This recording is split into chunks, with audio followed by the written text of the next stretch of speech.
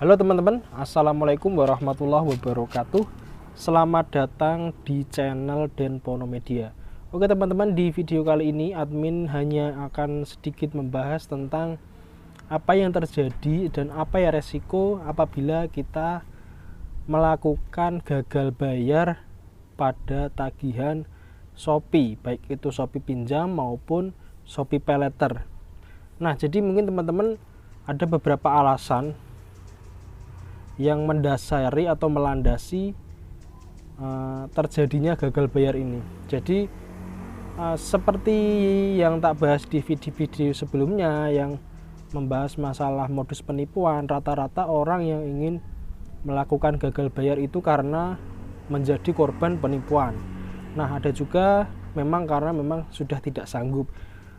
Tapi apapun alasannya, tentu saja ada resiko yang akan teman-teman terima apabila sampai melakukan gagal bayar di aplikasi Shopee ini.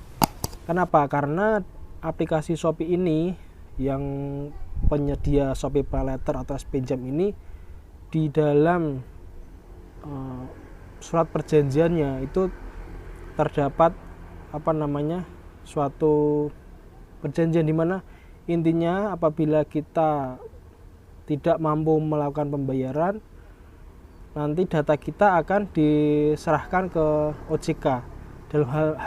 Dalam hal ini adalah SLIK OJK. SLIK OJK ini singkatan dari Sistem Layanan Informasi Keuangan, di mana apabila kita melakukan gagal bayar, salah satu resikonya adalah nama kita akan ada di sana, di mana kita masih mempunyai tunggakan kepada Shopee, misalnya tagihan Shopee Paylater seperti itu teman-teman. Jadi mungkin nanti kalau kita mau pinjam ke bank gitu nggak bisa cair karena di SLIK OJK ada nama kita gitu teman-teman. Dan ini berlaku untuk aplikasi lain yang memang sudah diawasi secara langsung oleh OJK teman-teman, nggak hanya Shopee ya. Dan itu salah satu resiko apabila kita gagal bayar, yaitu nama kita masuk dalam SLIK OJK yang mengakibatkan kita tidak bisa melakukan kredit barang atau kredit atau pinjam uang ya ke instansi-instansi tertentu yang mana yang sudah legal gitu teman-teman atau resmi. Selanjutnya yang tidak bisa dihindari lagi adalah kita akan mendapatkan ini bisa dikatakan spam atau enggak ya, kita nanti akan dihubungi secara terus-menerus oleh CS-nya Shopee ya, entah itu dari DC langsungnya, DC itu debt collector, entah itu dari Shopee-nya langsung atau pihak ketiga, intinya menagih bahwa kita masih ada tagihan dan diminta untuk segera melunasi hutang-hutang atau tagihan-tagihan tersebut gitu teman-teman. Itu yang kedua, nanti kita akan di spam, baik itu mungkin lewat WA atau mungkin lewat telepon.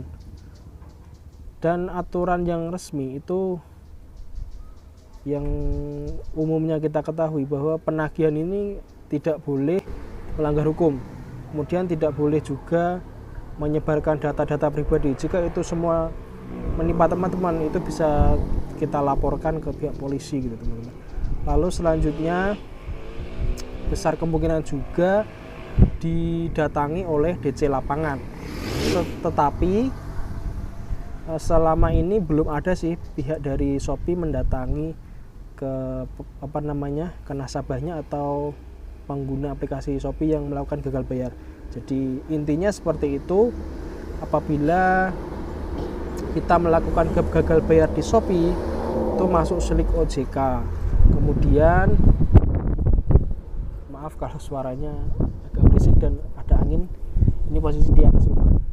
Jadi itu tadi berapa resiko, mungkin SLIK OJK itu pasti, kemudian diteror lewat WA, dan kemudian nggak cuma WA ya, mungkin telepon juga, kemudian lewat DC lapangan, itu adalah kemungkinannya. Dan itu 1 dan 2 itu sudah pasti. Untuk yang ketiga DC lapangan itu belum pasti karena setiap daerah beda-beda teman-teman. Nah gitu ya.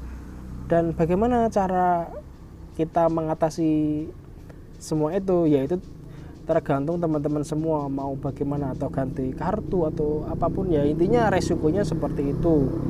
Teman-teman harus mau nggak mau terima resiko itu, karena ya misalnya kalau teman-teman habis kena modus penipuan, daripada bayar gitu kan, daripada bayar sekian juta atau sekian puluh juta, otomatis kan itu bukan uang yang sedikit ya, lebih baik kita gagal bayar dengan resiko semua itu teman-teman ya, walaupun ini nggak dibenarkan juga gitu, tapi ya mau bagaimanapun itu adalah jalan yang terbaik buat teman-teman semua, demi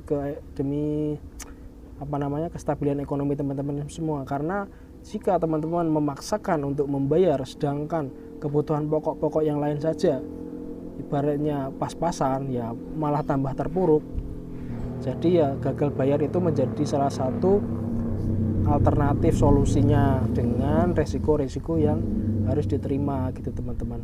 Tapi kalau misalnya sampai ada DC lapangan, apakah harus dibayar? Ya nggak perlu dibayar juga kalau memang niatnya niatnya memang nggak dibayar, karena resikonya udah jelas. Intinya di slik OJK itu tadi teman-teman, nanti teman-teman nggak bisa pinjam ke bank atau ke leasing atau apa, tapi kan hidup nggak melulu mau pinjam uang di bank gitu kan teman-teman. Yang penting hidup kita stabil, aman gitu kan lebih baik gitu teman-teman.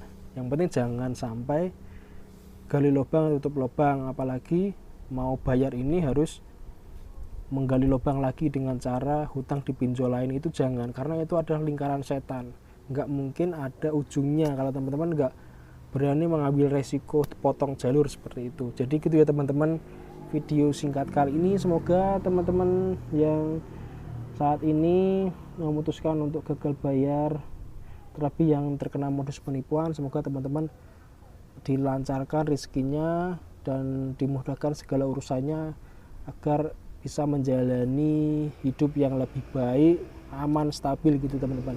Sekian dulu video kali ini. Jika teman-teman ada pertanyaan atau apapun itu silahkan komen saja di bawah. Sekian dulu video kali ini. Wassalamualaikum warahmatullahi wabarakatuh.